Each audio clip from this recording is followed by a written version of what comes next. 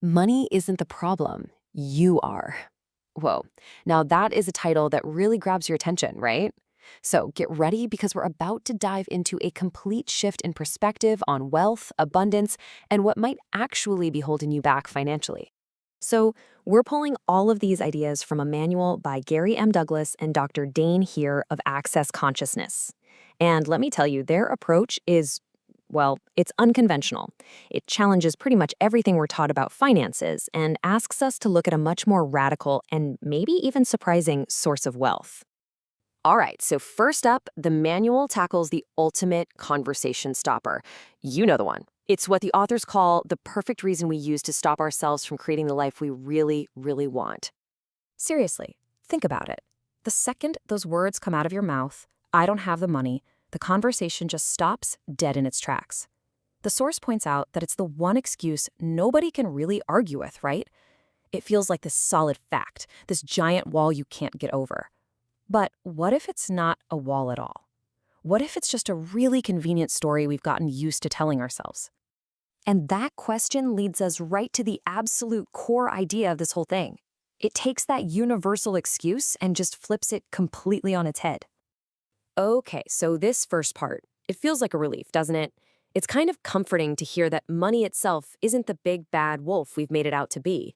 But just wait, because the second half is where the real challenge kicks in. And there it is. This is the provocative heart of the manual. The argument they make is that the problem isn't a lack of money in the world. The problem, they suggest, is our own unwillingness to receive. That we are the ones actually creating the very scarcity that we're experiencing. Now, this is where it gets really interesting. The manual proposes this reality where abundance is the default setting. Like, the universe is constantly trying to give to us, and we actually have to put in effort. We have to actively block that flow of gifts and possibilities to not have money.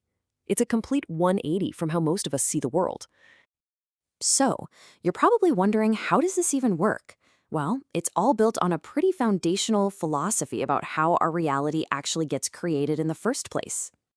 This right here, this is the engine that drives everything else. And the idea is actually simple, but it's so profound. Whatever you believe to be true becomes your lived experience. So if your point of view is, I never have enough money, well, guess what? Your reality is going to line up perfectly with that. The big insight here is that if you're willing to change your point of view, you can change anything, including your financial reality. These are basically the pillars holding up the whole philosophy. So it starts with accepting that abundance is just natural. Then you've got to understand that ask and you shall receive isn't just some nice saying, it's a literal instruction. And a huge piece of this is realizing that every single judgment you make about yourself, about other people, about a situation, it literally stops the flow of anything that doesn't match it. And ultimately, it all comes back to this, being willing to receive yourself in a totally new way. Okay, I know this might all sound a bit theoretical, but the manual is absolutely packed with practical, if a little unconventional, tools. So let's look at some specific exercises that are designed to start changing your financial reality right now. Okay, let's break these down real quick. Step 1, saying I don't want money. Kind of weird, right? But the word want actually implies lack, so saying you don't want it is an energetic signal to the universe that you don't lack it. Step 2, carrying cash. This is all about getting comfortable with the physical energy of having money on you, like a wealthy person would. Step 3, the 10% account. This isn't for saving or bills, it's just to honor yourself, which signals that you're worthy of receiving. And finally, steps 4 and 5. These use questions to totally bypass your logical brain's limitations, opening you up to what you truly desire and new ways to generate money. And this right here is one of the most powerful concepts in the whole manual. Instead of desperately hunting for answers and solutions, which, let's be honest, usually come from a place of limitation, the idea is to just exist in a state of questioning. Posing a question opens the door for the universe to show you possibilities you couldn't have even imagined. And here are some fantastic examples. You'll notice none of these are looking for a simple yes or no. They're energetic invitations. Asking, what would it take for this money to come back to me tenfold when you pay a bill? That totally changes the energy from one of loss to one of flow. It's all about playing with energy, not just crunching numbers. All right, now we have a tool that is central to the whole access consciousness thing, and it's definitely a little out there. It's called the clearing statement. The thing is, you don't have to understand it logically. It's designed to be like an energetic delete button. You bring up a limiting thought, you say the statement, and poof, it clears the energy.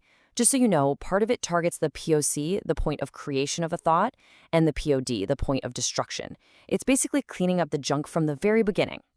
The manual also asks us to shift from a give and take world to a gifting and receiving one.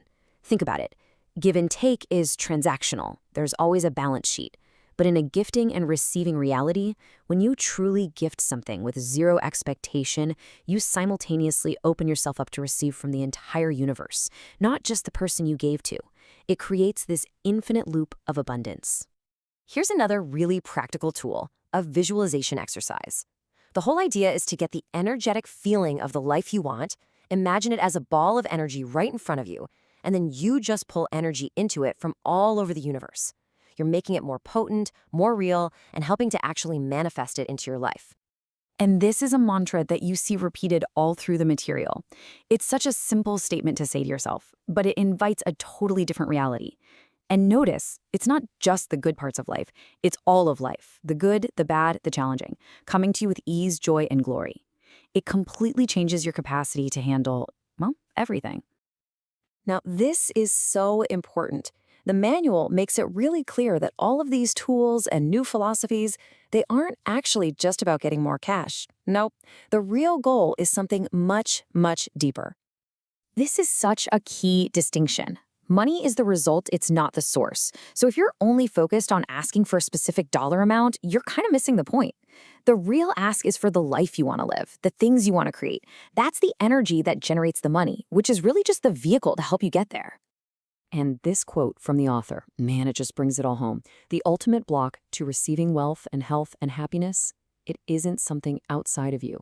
It's our own refusal to acknowledge and just receive our own greatness, our own power, our own magnificence. And that's really the final takeaway here. Stop chasing the money. Start asking for, choosing, and being the greatness of you. Because according to this manual, when you have the courage to ask for that and to truly be willing to receive it, all the things you thought you needed money for will just start to show up. And that includes the money itself. So, we'll leave you with this one last powerful question from the source material. It's not about what you want, it's about what you are unwilling to receive. Just let that sink in for a minute. What in your life would change today if you were willing to receive absolutely everything, with no judgment at all?